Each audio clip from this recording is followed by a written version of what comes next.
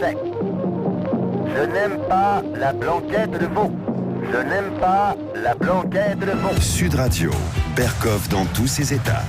Alors on va parler effectivement de la France qui marche bien, paraît-il, et heureusement, enfin en tout cas on va écouter, on va parler d'Anne Hidalgo et de ses pistes cyclables très rapidement. Nous allons finir sur effectivement les perles de ce qui se passe avec les porcelets et les poussins, et surtout, nous recevons Guillaume Debré pour un livre sur Trump. Vous savez, cet inconnu-là, on ne sait pas qui c'est, Trump, on l'entend parler de temps en temps, et avec un titre qu'il a largement emprunté à Descartes, mais Descartes ne connaissait pas encore les réseaux sociaux, dommage pour lui. Ça s'appelle « Je tweete, donc je suis ». Et c'est pas triste. Sud Radio, Berkoff dans tous ses états.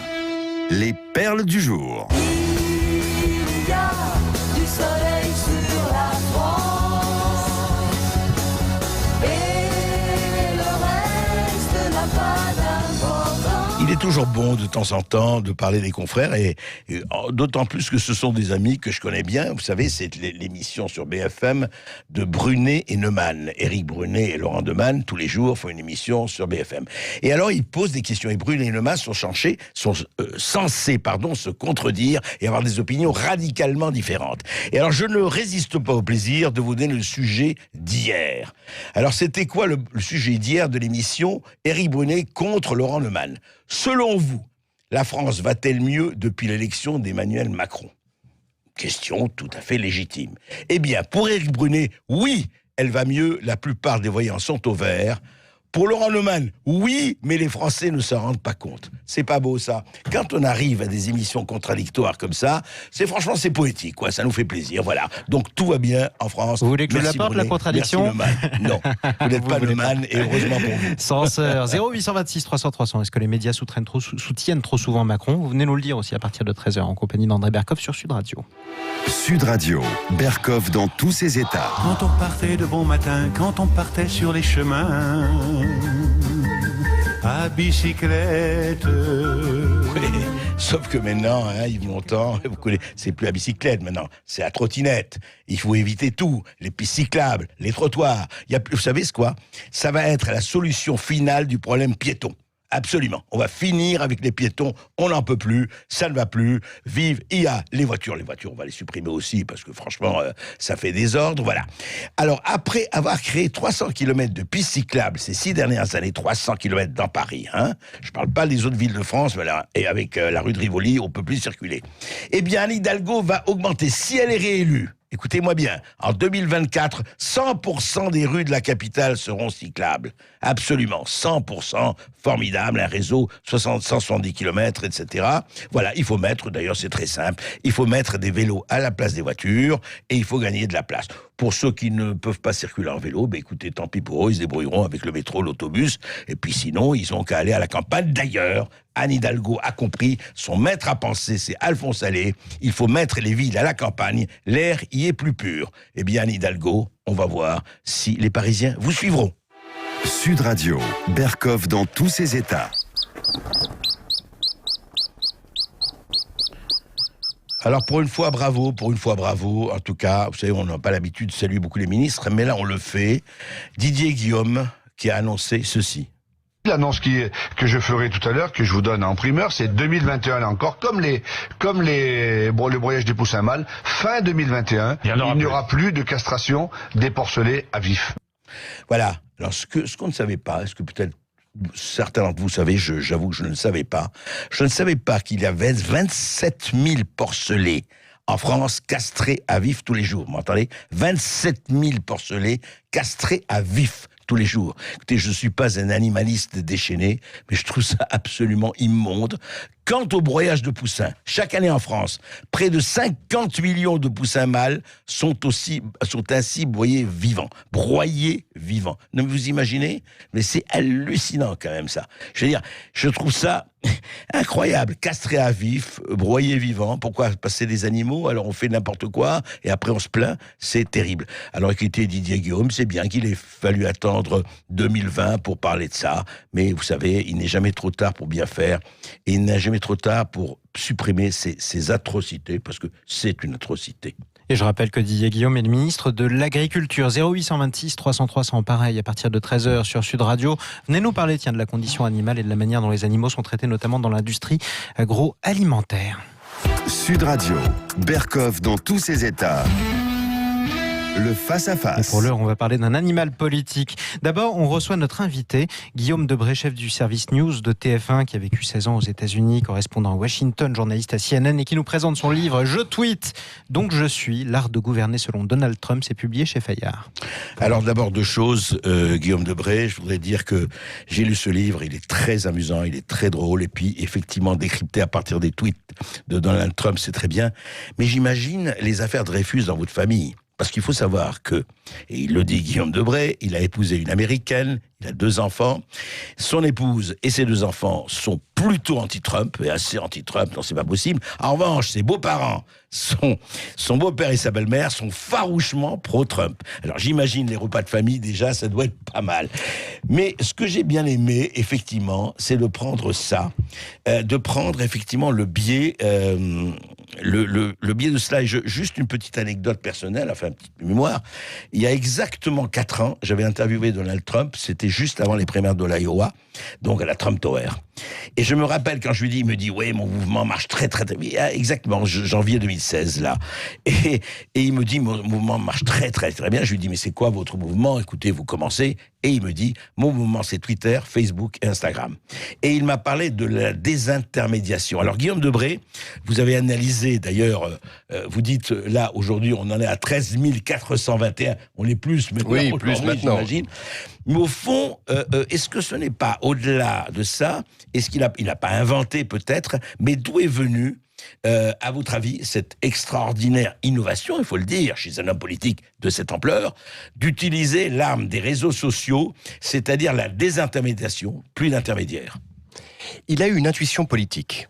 C'est de dire qu'une partie de l'establishment politique, intellectuel et médiatique était coupée de la réalité américaine, que les Américains ne se sentaient plus représentés dans ces intermédiaires. Et il a trouvé un outil, Twitter, qu'il n'utilisait pas.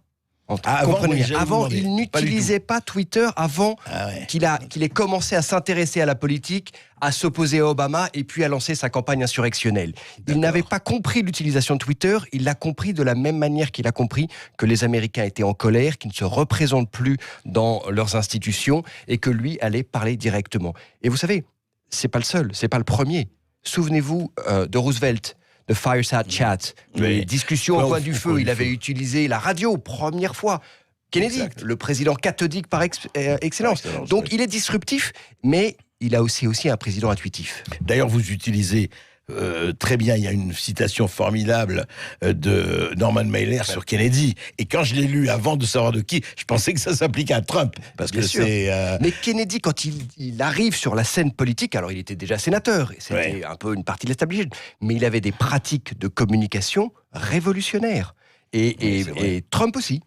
Et Trump aussi. Mais alors, cette théorie de la désintermédiation, c'est-à-dire supprimer les intermédiaires, en 2 mots, mais elle m'a dit il y a 30 ans, j'avais qu'une idée, c'est acheter le New York Times, c'était le pouvoir. Aujourd'hui, je me fous totalement du New York Times, je vais directement. Non, mais il dit aujourd'hui, Twitter, c'est ma propre rotative. J'ai plus besoin du New York Times, j'ai ma rotative, j'imprime mes nouvelles et les gens les lisent directement. Il a compris aussi, il y a effectivement le médium Twitter, mais il a compris une utilisation disruptive de Twitter. Il a compris ce que vous avez compris aussi, c'est que pour beaucoup de gens, le politiquement correct est insultant.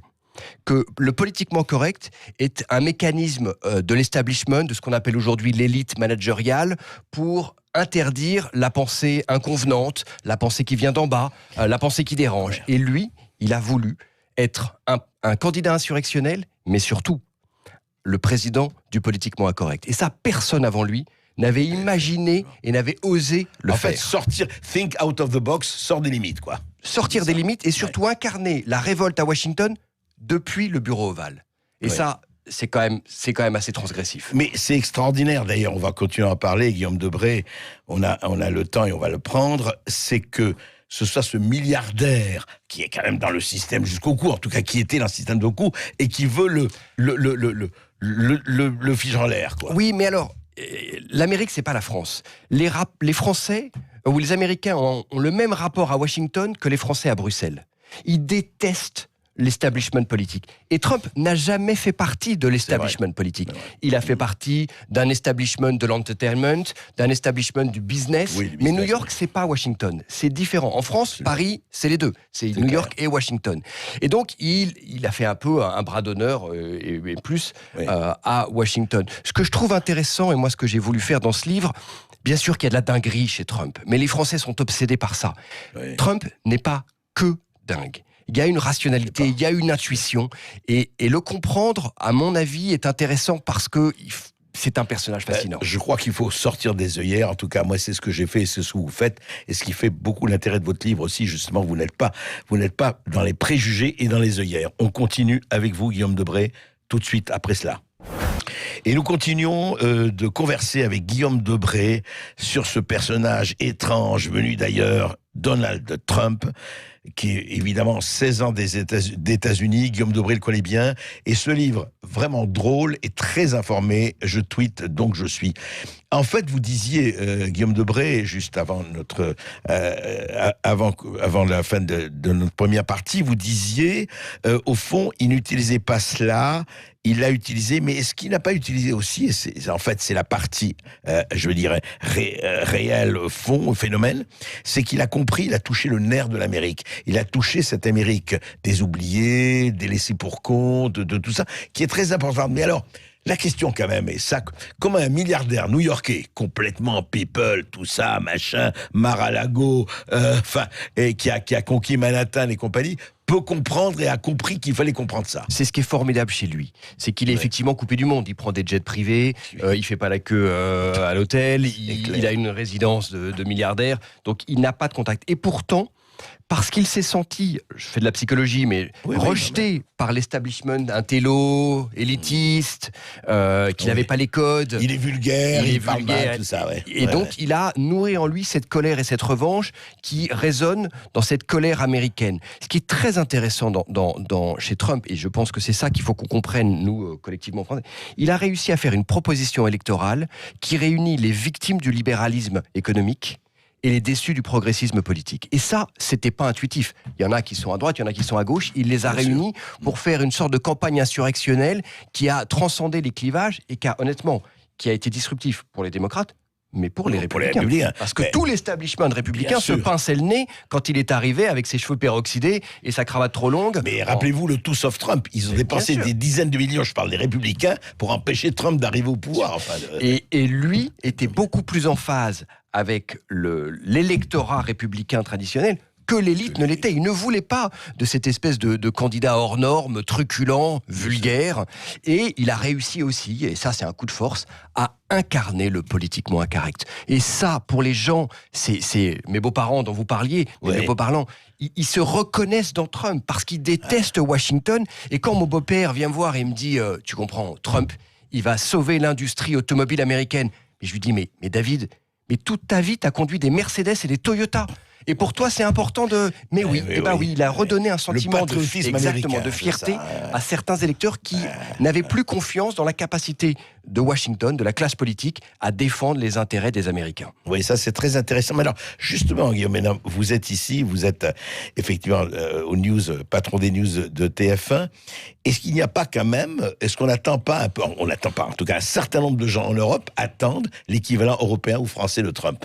Est-ce qu'il n'y a pas cette attente? Regardez le populisme. Bien sûr qu'il y a cette attente. D'ailleurs, on pourrait dire que Salvini ou que Boris Johnson ou Orban ou Narendra Modi en Inde, il y a ces hommes politiques qui ont compris le besoin de reformuler une narration politique qui donne un sentiment de protection à la classe moyenne. Ça, c'est évident. Et je pense qu'en France émergera une proposition électorale à un moment donné. Le problème, quand même, il faut le dire, c'est que Trump, là encore, je le vois dans ma famille ou ma belle famille, il a soufflé sur les braises de la division. Il a fait exploser le corps social à chaque fois qu'il y a un clivage, à chaque fois qu'il y a un problème de société, il hystérise les débats. Il a mis le corps électoral dans un niveau de stress politique permanent qui a quand même des conséquences sociales très importantes. Les Américains, maintenant, sont à fleur de vie. Ils ne se parlent plus, ils ne s'entendent plus. Et quand ils se parlent, c'est du pugilat. Mais alors, franchement, Guillaume Debré, est-ce que ce n'était pas avant de l'hypocrisie? Est-ce que ce n'était pas un faux une fausse union, en tout cas un faux consensus comme on en connaît en France et ailleurs, qui masquait des divisions profondes. Regardez ce qui se passe en France aujourd'hui. Non mais vous avez raison, il y avait deux Amériques déjà, Elles existaient. elles existaient avant Trump. Mais avant, d'abord il y avait une certaine civilité dans les débats politiques, et si elles ne s'entendaient pas, elles s'écoutaient. Aujourd'hui, ces deux Amériques, quand elles se parlent, elles se hurlent dessus. Ouais, et ça, quand même, ça va avoir des conséquences compliquées entre les bobos californiens qui travaillent dans la Silicon Valley et la classe rurale du Mississippi. Du Midwest ou du Mississippi, exactement, je peux vous dire qu'aujourd'hui, les débats sont très compliqués. Alors, c'est vrai que c'est aussi la vie démocratique d'avoir ça. Mais il va falloir reconstruire, après Trump, une narration politique qui réunit plus qui divise. Et ce président, et c'est ça, je pense, le coût social pour l'Amérique, il divise énormément les Américains. C'est vrai, mais en même temps, comme vous le dites vous-même, enfin, ce n'est pas le sujet de votre livre, mais quand même vous en parlez, ces résultats économiques, en tout cas pour le moment, sont remarquables. Il faut le dire. Ils sont le chômage, le pouvoir d'achat, etc., etc. Mais pour revenir ici, quand vous dites « je tweete, donc je suis », et encore une fois, je recommande vraiment ce livre parce que vous racontez des exemples incroyables, mais comment il engueule les gens qu'il a engagés, disant oui toi t'es nul, 2 jours après allez dégage quoi, et il le dit publiquement quoi, il n'attend pas.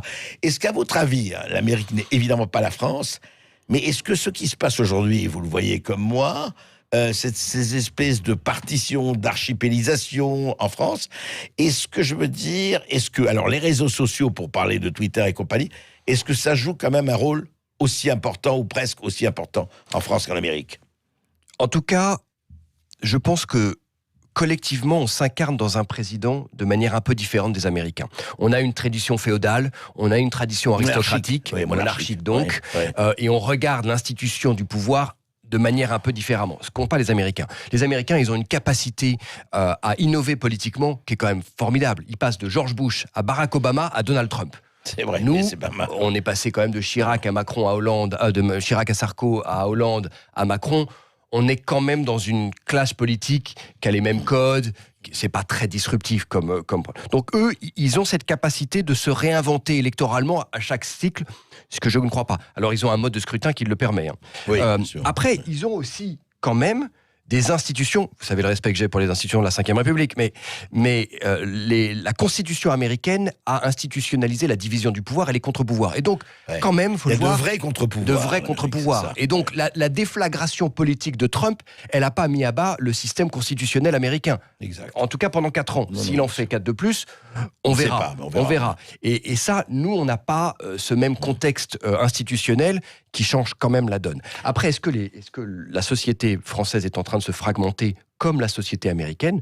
Oui, mais chez eux, c'est beaucoup plus assumé.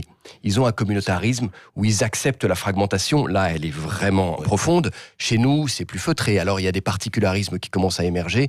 Il y a une discussion autour du communautarisme qui est très crispée. Et ça fera peut-être émerger, effectivement, une nouvelle proposition électorale. C'est là où ça va être très intéressant. Et alors, justement, je voudrais qu'on parle... Les réseaux sociaux jouent-ils, évidemment, toute proportion gardée, jouent-ils le même rôle en France qu'en Amérique? Oui, je pense qu'ils jouent le même rôle. En fait, ils ont comblé le vide qu'a laissé les médias traditionnels et ils créent des bulles d'opinions politiques. En fait, les gens n'écoutent plus que les opinions qu'ils ont envie d'entendre. À travers ces réseaux sociaux. Leur blog, leur camp, leur communauté etc. politique, non pas dans le sens identitaire, mais dans le sens de communauté politique. Et donc il y a moins de liens, il y a moins de. La télévision, c'est du lien social comme l'est la politique. Et donc si on regarde moins la télé, on partage moins, non pas des ondes positives pour reprendre le slogan de TF1, mais on partage moins de référents communs. Et donc c'est vrai que les réseaux sociaux sont en train de morcelliser un petit peu l'archipel français, pour reprendre un titre bien connu. Et donc là peut-être qu'émergera effectivement un leader politique qui sentira ça et rassemblera ces déçus de... Et alors, pour arriver, pour revenir au fond et à Trump Twitter et à Trump, effectivement, qui parle, encore une fois, j'insiste sur ce mot de désintermédiation, parce que je ne sais pas si c'est lui qui a trouvé le concept, en tout cas, ou on le lui a soufflé, mais c'est vraiment ça. D'ailleurs, il me l'avait exprimé. Vous savez, quand je l'ai vu, il y avait un numéro de Time spécial sur lui, sur Trump et Disintermediation. Je ne sais plus que le journaliste journalistes. Et il était très fier, vous savez, il montre toujours, derrière son bureau est tapissé uniquement des journaux qui parlent de lui, quoi. C'est Narcisse à la puissance 100 000 et quelques. Mais est-ce qu'il n'y a pas autre chose, et je veux avoir votre opinion là-dessus, Guillaume Debray. Vous savez, De Gaulle, en 58, est arrivé à trahissant ceux qui l'ont porté au pouvoir. C'est l'Algérie française qui l'a porté au pouvoir. Et il est homme d'État parce qu'il a dit oui, on va pas faire l'Algérie française, on va faire autre chose, etc. Trump a quand même trahi son milieu, même s'il était marginal, il était quand même, c'est vrai, réuni tous ces braves gens, ces milliardaires, il les recevait dans les hôtels Manhattan, il les recevait à New Jersey, dans les casinos de Atlantic City et compagnie. Bien, même s'il n'était pas totalement. Est-ce que le problème, je parle de problème, est-ce que Macron et les autres, nos présidents français, après, sont restés effectivement prisonniers du système? Est-ce que c'est pas le problème? Trump a réussi à non pas à l'exploser, mais à en sortir. Je suis d'accord, il a fait exploser le système et personne n'imaginait que le système pouvait exploser de cette manière. Je suis moins d'accord sur la trahison, parce que Trump, c'est un personnage complexe. Il a un petit côté Dr. Jekyll et Mr. Hyde. Et effectivement, vous lisez ses tweets, vous avez l'impression que la planète est à feu et à sang, qu'il va bombarder tout le monde, et que le pays est en train d'exploser et qu'il insulte tout le monde. C'est le président, tenez-vous bien, André, le moins belliqueux, le président américain le moins belliqueux des 40 dernières années. C'est le seul président qui n'a pas ouvert de front. Obama avait envoyé 50 000 soldats en Afghanistan. Il n'a pas mis un seul GI de plus sur un conflit extérieur. Ça, c'est pas intuitif. Donc, il a une manière de s'exprimer qui n'est pas exactement sa politique. Et donc, en politique intérieure, à ça, il vous a remis du protectionnisme et de la barrière, et je monte les muscles, et je mets ce que vous avez sur la table. Ouais.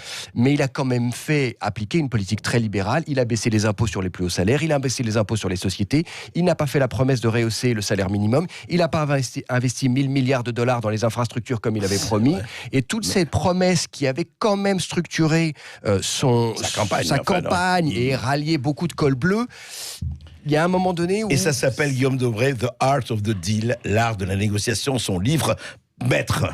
Et en tout cas, on continue à en parler avec vous. On est toujours avec Guillaume Debray, donc auteur de ce livre « Je tweete, donc je suis, l'art de gouverner selon Donald Trump », c'est publié chez Fayard.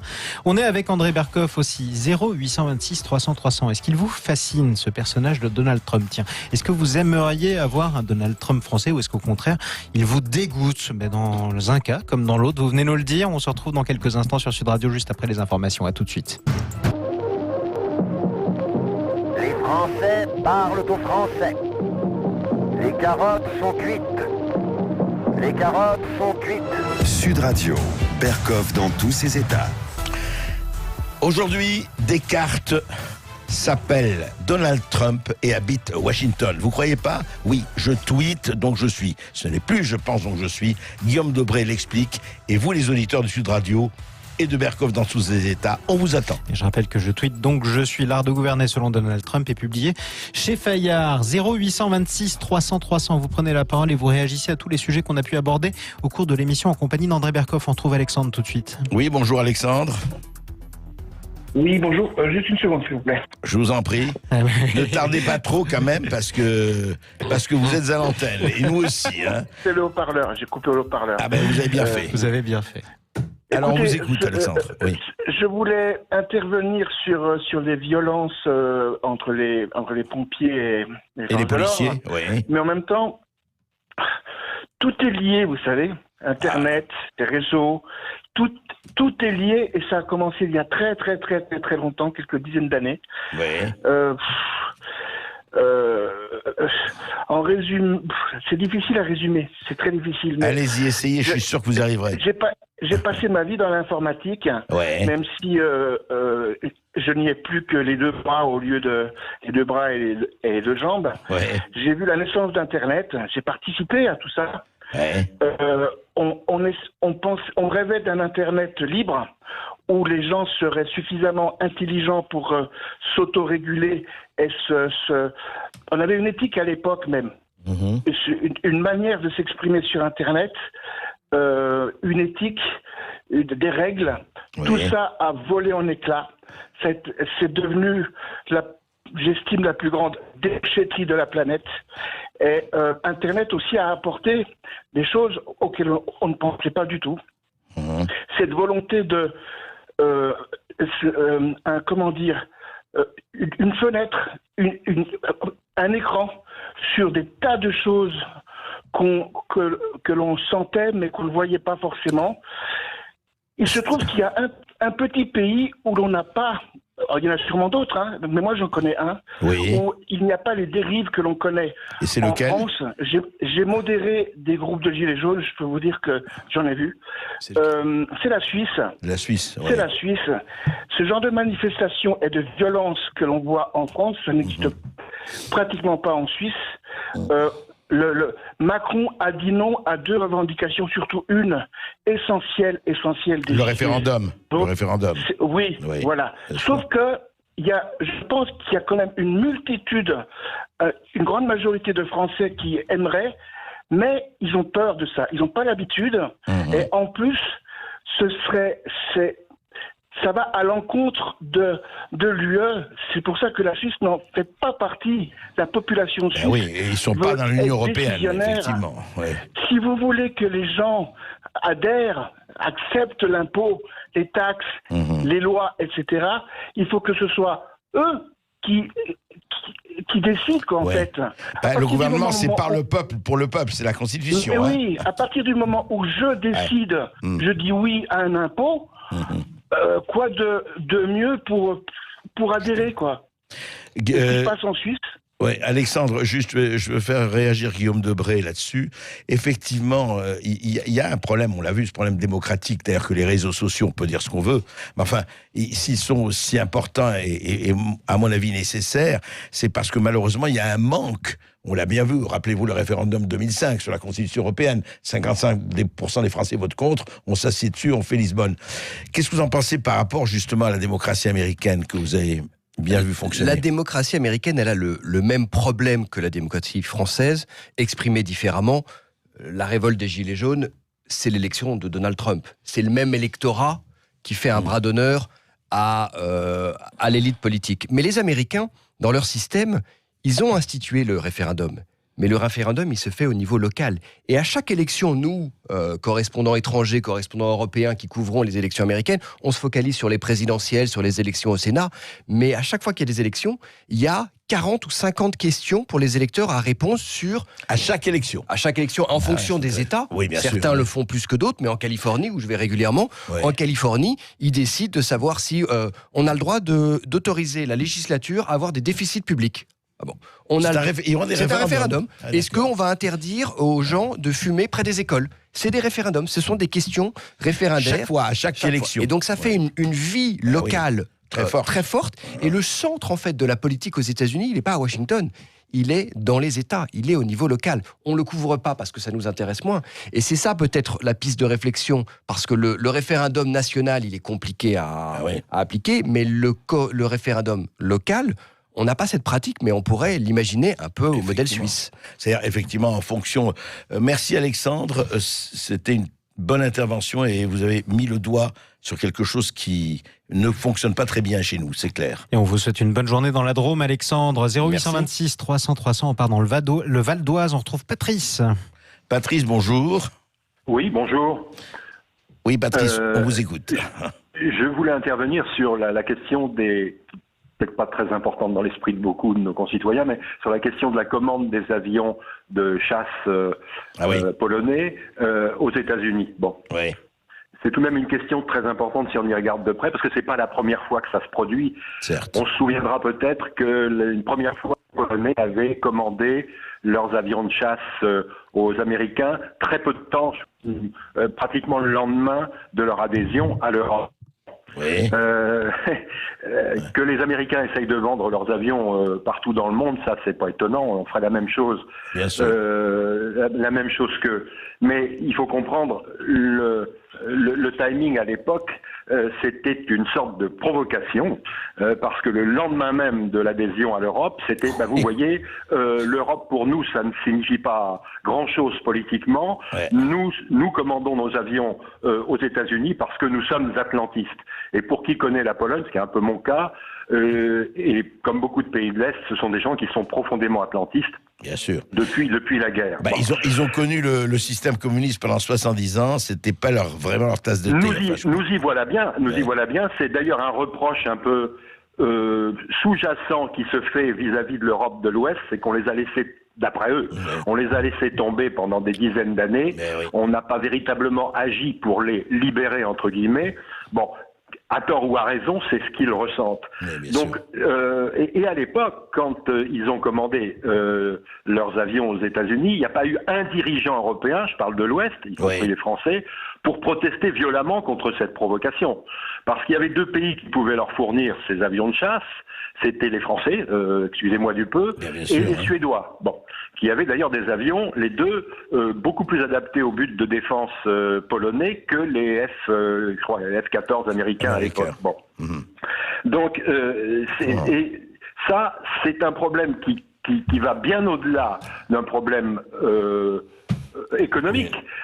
C'est une question de philosophie politique, parce que la grande erreur de l'Europe, c'est d'avoir laissé de s'être de manière indéfinie ouvert aux pays d'Europe de l'Est, sous la pression d'ailleurs de la diplomatie secrète, enfin secrète, semi-secrète, c'est un secret de polichinelle, la diplomatie secrète des Américains et des Anglais d'ailleurs, parce que les Anglais ça reste tout de même une sorte de succursale américaine en Europe. Oui, ça y est, en tout cas ils sont partis eux.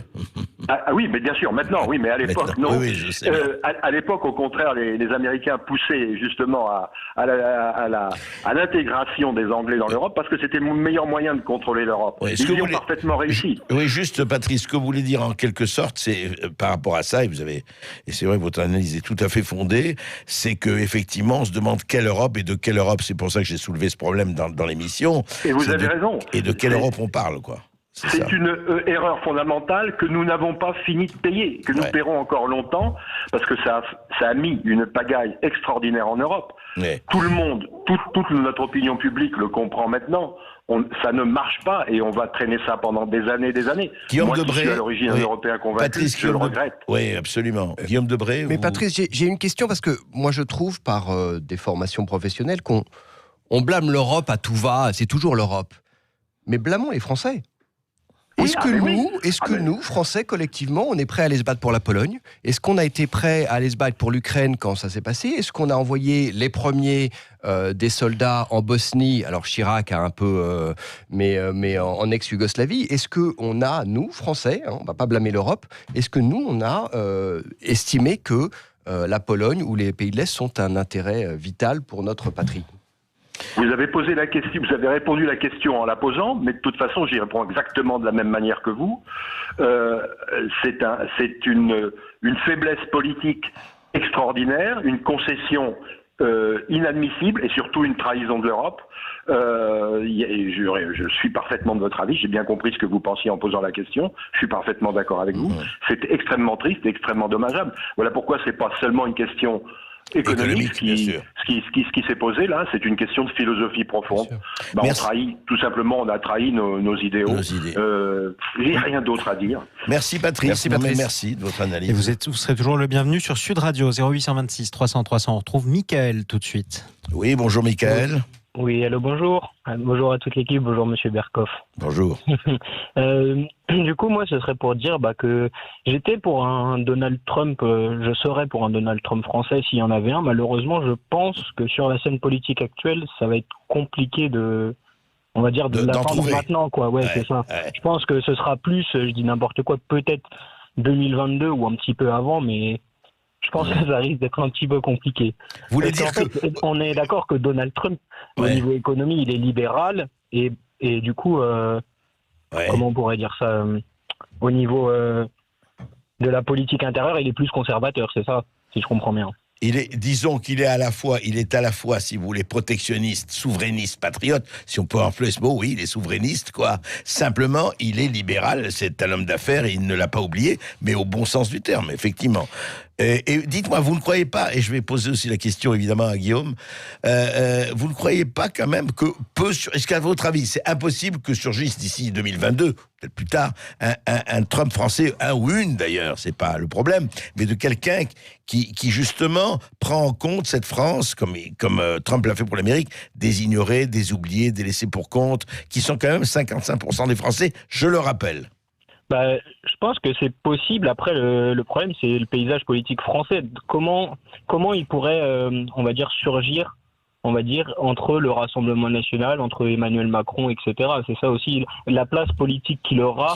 Est-ce que ce sera dans un parti? Est-ce que ce sera hors d'un parti? Comment ça va se passer, etc. C'est plus... ça que je me pose comme question, quoi, parce que le Rassemblement national, aujourd'hui, il fait quand même des gros scores, etc. Du coup, s'il y a quelqu'un qui sort et qui a, on va dire, la même ligne presque que le Rassemblement national, c'est-à-dire patriote, etc., ça va être compliqué Justement, on va demander à Guillaume Debré, qui nage entre les deux nations, mais enfin maintenant il est à Paris et Dieu sait. Alors qu'est-ce que vous en pensez, Guillaume? Moi j'aimerais surtout, alors sûrement c'est possible, il faudra que ça soit une offre politique qui soit mûre, mais j'aimerais demander à Mickaël, qu'est-ce qu'il attend d'un Trump français? Qu'est-ce qui lui plaît chez Trump, le Trump américain, qu'il aimerait retrouver dans un candidat français? Moi je pense que Trump, avant tout, pour moi, c'est quelqu'un qui défend l'Amérique, donc comme il a dit, Make America Great Again, America First, etc. Et moi, je pense qu'aujourd'hui, malheureusement, ça va être compliqué. Pourquoi? Parce que on a l'Union européenne, et l'Union européenne, je pense malheureusement que cette, on va dire, technostructure est contraire aux intérêts français, je le pense, après c'est que mon avis, mais du coup je pense que ça va être compliqué d'avoir quelqu'un qui dirait France First ou quelque chose comme ça, quoi, la France d'abord, on va dire. Et l'Union européenne de l'autre côté qui s'y opposerait, etc. Donc je pense que ce serait compliqué, quoi. En tout cas, Mickaël, vous avez mis le doigt sur la force politique de Donald Trump. C'est qu'il a déplacé le débat politique, le centre de gravité du débat politique, vers une notion quasi existentielle qui est l'avenir de l'Amérique et faire de l'Amérique une nation forte. Voilà, Guillaume Debré, merci. Et merci à vous tous d'abord de nous avoir appelés sur le 0826 300 300. Alexandre, Patrice, Mickaël, nos excuses à Patrice, on n'a pas eu le temps de vous donner la parole, mais promis, on se rattrapera. C'est non pas Patrice, mais Franck, pardon. Promis, on vous la redonnera plus tard chez André Berkoff sur Sud Radio. Je rappelle la référence de l'ouvrage de Guillaume Debré. Je tweete donc je suis l'art de gouverner selon Donald Trump. C'est publié chez Fayard. Merci à vous d'être intervenu sur Sud Radio. Merci à André Berkoff, un autre tweetos addict, on pourrait le dire comme ça. Presque compulsif. Presque compulsif, oui, ça c'est le moins qu'on puisse dire. Merci à vous André Berkoff, on retrouve demain à midi en direct sur Sud Radio dans tous vos états. La suite de la journée avec Jacques Pessis pour les clés d'une vie qui reçoit l'explorateur Jean Raspail. Belle journée à vous sur Sud Radio.